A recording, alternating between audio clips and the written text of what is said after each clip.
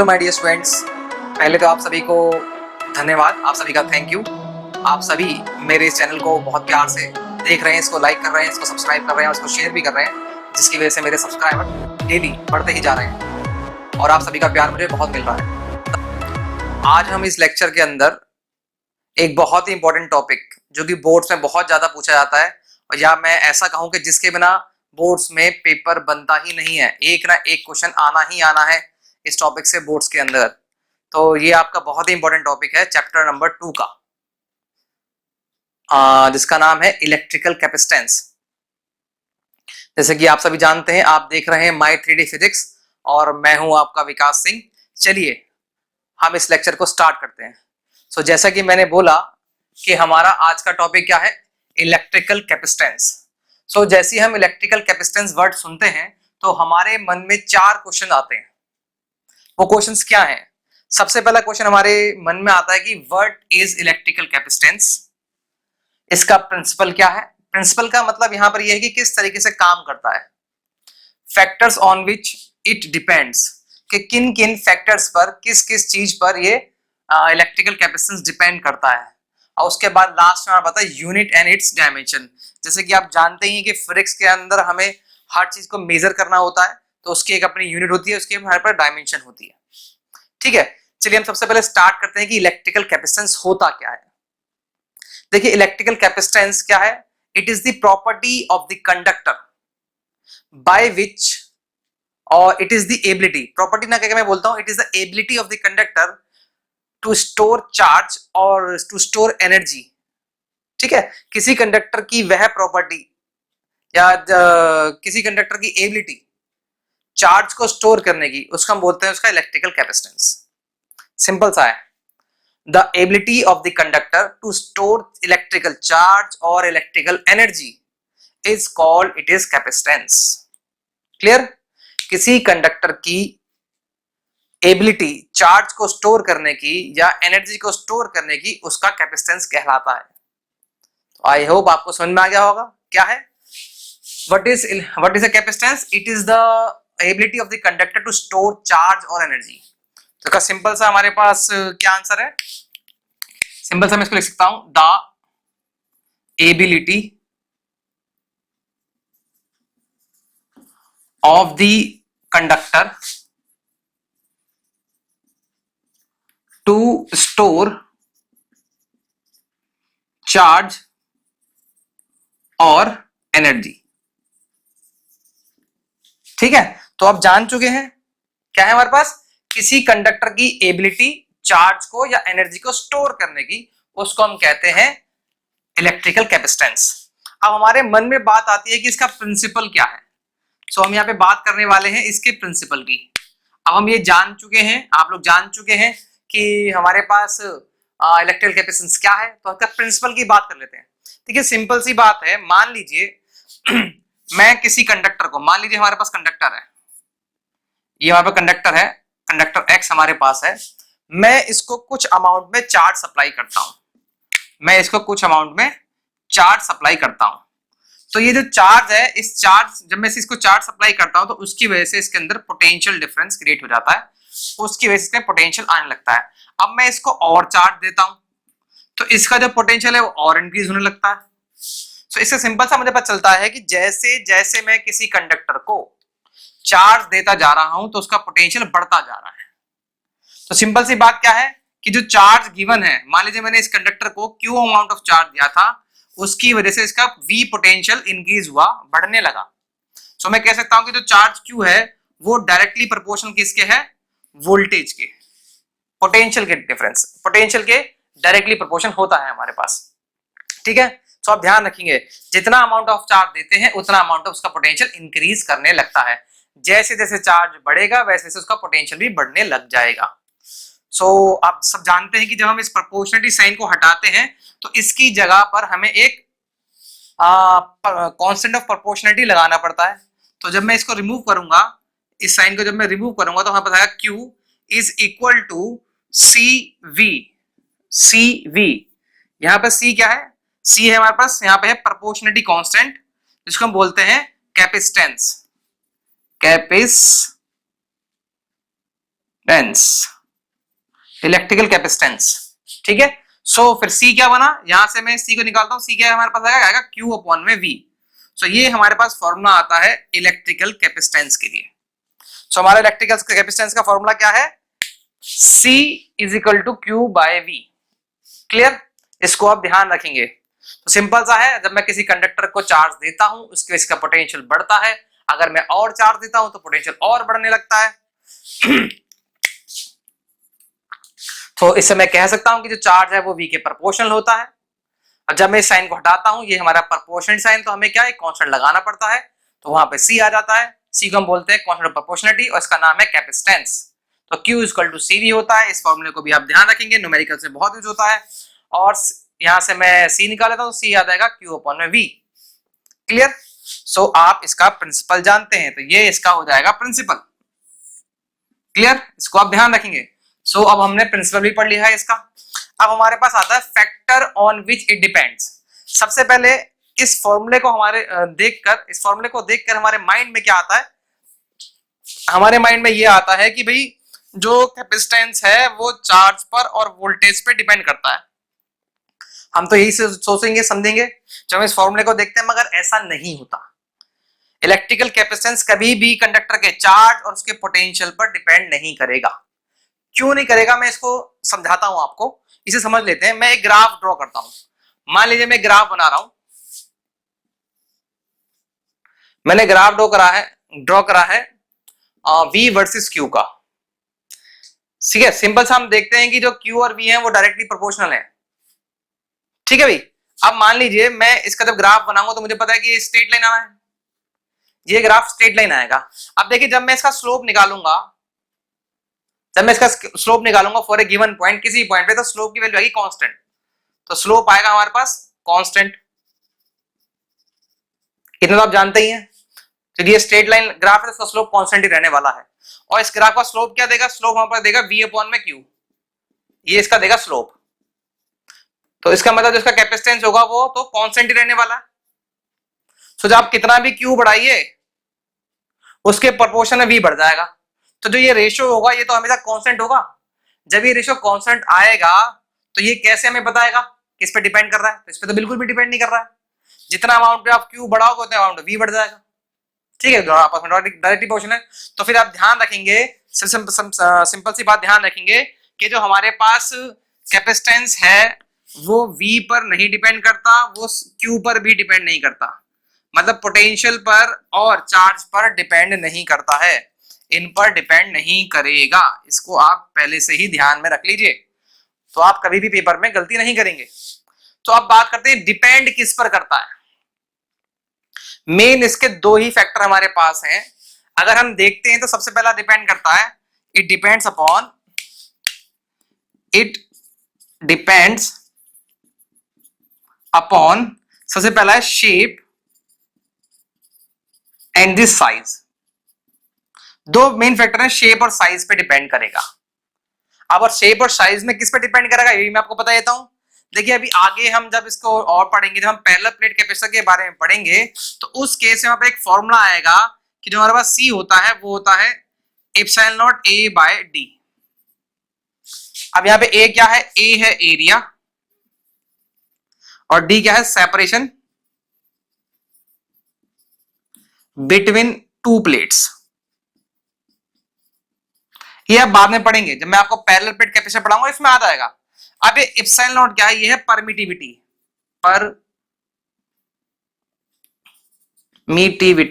ये बहुत important factor है परमिटिविटी, इससे मेन डिपेंड करता है। मान लीजिए ये आपके पास दो प्लेट्स हैं, एक प्लेट पॉजिटिवली चार्ज है, एक प्लेट नेगेटिवली चार्ज है। सो एक तो इनके बीच का जो डिस्टेंस है, सेपरेशन डिस्टेंस है, इस पे डिपेंड करेगा D पर। दूसरा इन प्लेट के एरिया पे डिपेंड करेगा। एरिया किसका है, प्लेट्स का एरिया है, प्लेट एरिया। जो भी मैंने बोला शेप और साइज पे डिपेंड करता है, इसके एरिया पे डिपेंड करेगा, इस D पे डिपेंड करेगा। और जो परमिटिविटी है जिससे ये सराउंडेड है, दूसरा हमारे पास क्या है,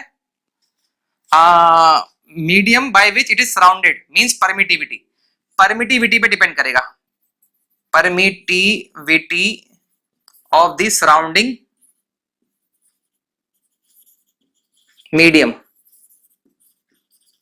इसका ध्यान रखेंगे, सराउंडिंग मीडियम की परमिटिविटी पे डिपेंड करता है।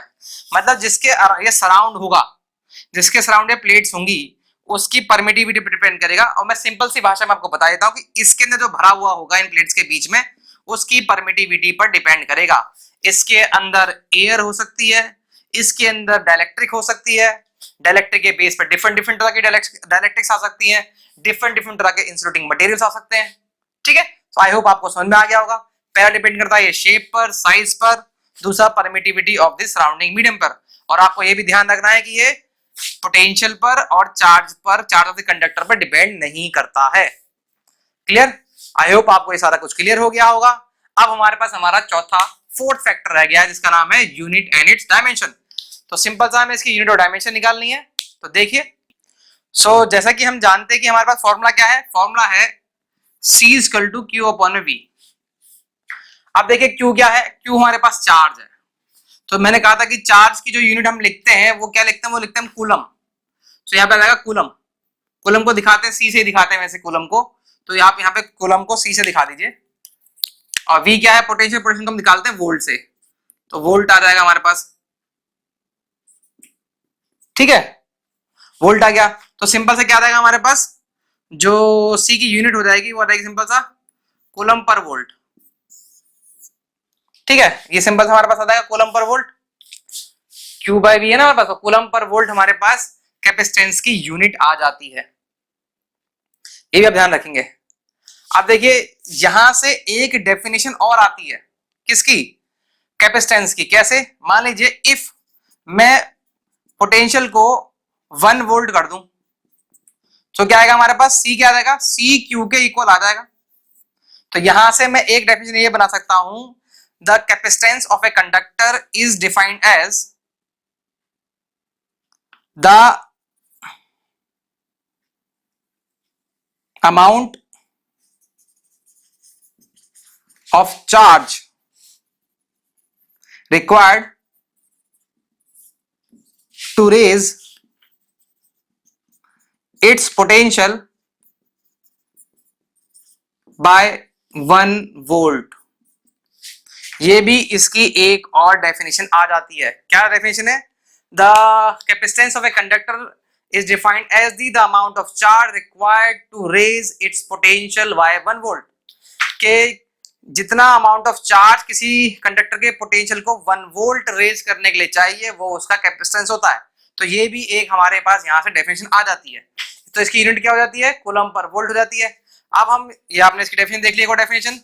अब हम इसकी बात कर लेते हैं, इसकी डायमेंशन की बात कर लेते हैं। तो डायमेंशन भी निकालना है तो सिंपल सा है, डायमेंशन अगर हमें निकालनी है तो क्या रहेगा हमारे पास, देखो बेटा, C क्या है हमारे पास, Q/V है। जो हमारे पास चार्ज होता है उसको हम लिखते हैं करंट इंटू में टाइम, मतलब एम्पियर इंटू में टाइम। सिंपल सा है। ठीक है, ये एक और सिंपल तरीके से मैं तुम्हें बताता हूं। आप इसको ऐसे भी लिख सकते हैं, जैसे वोल्ट है ही। एक और सिंपल तरीके से आप लिखिए, मैं जानता हूं कि जो C है मैं जानता हूं वो Q/V है। मैं ये भी तो जानता हूं ना कि जो V होता है वो क्या होता है हमारे पास, W/Q होता है। तो Q/W/Q नहीं हो जाएगा ये V, बिकॉज V = W/Q। ये आपने स्टार्टिंग में इस चैप्टर में पढ़ा था। तो सिंपल सा है, ये Q ऊपर चला जाएगा या मल्टीप्लाई हो जाएगा, तो C क्या आएगा हमारे पास, आएगा Q² W। अब मैं सिंपल सी बात करता हूं, कर सकता हूं, या हम जानते हैं क्या, इफ एज वी नो, हम क्या जानते हैं भाई, हम इसमें बहुत कुछ जानते हैं। क्या जानते हैं हम ये जानते हैं कि जो Q है वो होता है हमारे पास करंट इंटू में टाइम, मतलब हो गया एम्पियर सेकंड। और W क्या होता है, वो होता है न्यूटन मीटर। मैं ये भी जानता हूं। और इसको अगर मैं SI यूनिट में लिखूं, मैं जानता हूं kg मीटर पर सेकंड स्क्वायर डॉट मीटर। तो याद आएगा kg मीटर स्क्वायर पर सेकंड स्क्वायर। क्लियर? तो हमारे पास याद आएगा kg मीटर स्क्वायर पर सेकंड स्क्वायर। इन सब की वैल्यू पुट कर दो भाई इसके अंदर, पुटिंग अबव। सिंपल सा C क्या आ जाएगा हमारे पास, C आ जाएगा सिंपल सा हमारे पास, याद आएगा एम्पियर स्क्वायर सेकंड स्क्वायर, क्योंकि Q का स्क्वायर था। नीचे आ जाएगा kg मीटर स्क्वायर पर सेकंड स्क्वायर। देखो ये पर सेकंड स्क्वायर है, इन सबको ऊपर लेके चले जाओ, आप सारे को ऊपर मूव कर दो। तो सिंपल सी बात है, इनमें माइनस लग जाएगा, तो माइनस है वो प्लस बन जाएगा। तो जाएगा C is equal two ampere square. अब देखो 2 है और यहाँ पे ऊपर जाएगा तो भी 2 बन जाएगी, तो S की 4 हो जाएगी, kg की -1 हो जाएगी और मीटर का स्क्वायर हो जाएगा।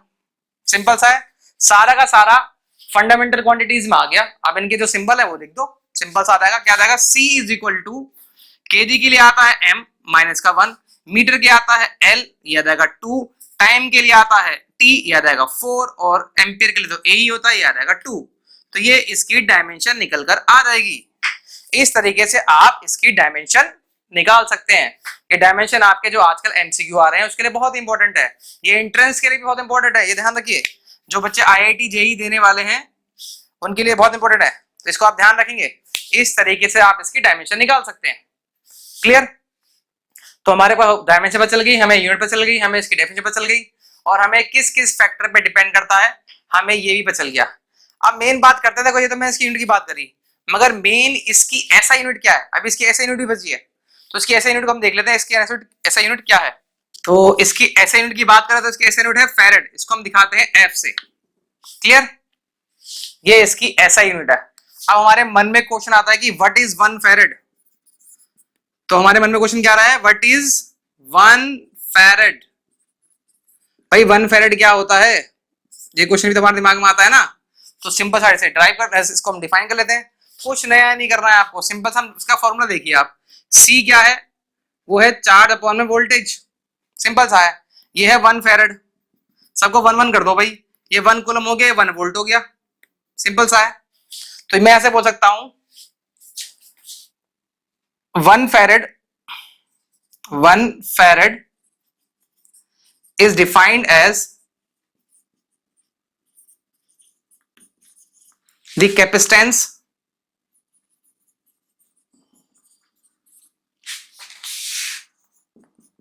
of the conductor when कब 1 coulomb of charge raise its potential by 1 volt। तो आप समझ गए होंगे मैंने क्या बोला है कि 1 farad is defined as the capacitance of the conductor. कब? जब 1 कूलम चार्ज उस कंडक्टर का पोटेंशियल 1 वोल्ट बढ़ा देता है। सिंपल सी डेफिनेशन है, इसी फॉर्मूले से हमने बना लिया। ठीक है, तो इसमें कोई दिक्कत तो है नहीं, इसको आप ध्यान रखना। अब हमारे पास इसकी ऐसा यूनिट आ गई फैरेड, आपको पता है। इसको आपको एमकेएस यूनिट पता है, इसकी क्या होती है, इसकी डायमेंशन आपको पता है। अब हम एक और बात कर लेते हैं, सिंपल सी बात क्या कर लेते हैं कि इसे कैसे कैसे लिखा जाता है। देखिए सिंपल सा, इसमें कभी खाली फैरेड में नहीं आता। फैरेड खाली 1 फैरेड तो बहुत ज्यादा अमाउंट का चार्ज होता है। तो इसे हम लिखते कैसे हैं? इसको हम लिखते हैं micro farad, milli farad, pico farad, nano farad. Micro का मतलब है 10 की पावर -6 फैरेड, मिली का मतलब 10 की पावर -3 फैरेड, पीको का मतलब 10 की पावर -12 फैरेड और नैनो का मतलब 10 की पावर -9 फैरेड। इसको भी आप ध्यान रखेंगे जरूर, ये इस तरीके से आएगा। ये आपको कभी भी किलो फैरेड, मेगा फैरेड में नहीं मिलेगा। 1 फैरेड चार्ज बहुत ज्यादा अमाउंट का चार्ज होता है, इसका आप ध्यान रखना। क्लियर? सो इस वीडियो में हमने क्या क्या सीखा, इस लेक्चर में हमने क्या क्या सीखा? हमने सीखा कि कैपेसिटेंस क्या होता है, उसका प्रिंसिपल क्या है, किस किस फैक्टर पे वो डिपेंड करता है, उसकी यूनिट एंड डायमेंशन क्या होती है। आई होप आपको ये लेक्चर समझ में आ गया होगा। इससे रिलेटेड आपको कोई भी अगर डाउट है तो प्लीज कमेंट सेक्शन में कमेंट कर लीजिए। अगर आपको वीडियो पसंद आई तो इसको शेयर कीजिए, मेरे चैनल को लाइक कीजिए और सब्सक्राइब कीजिए, और आप अपने दोस्तों को भी इस वीडियो को भेजिए। Thank you.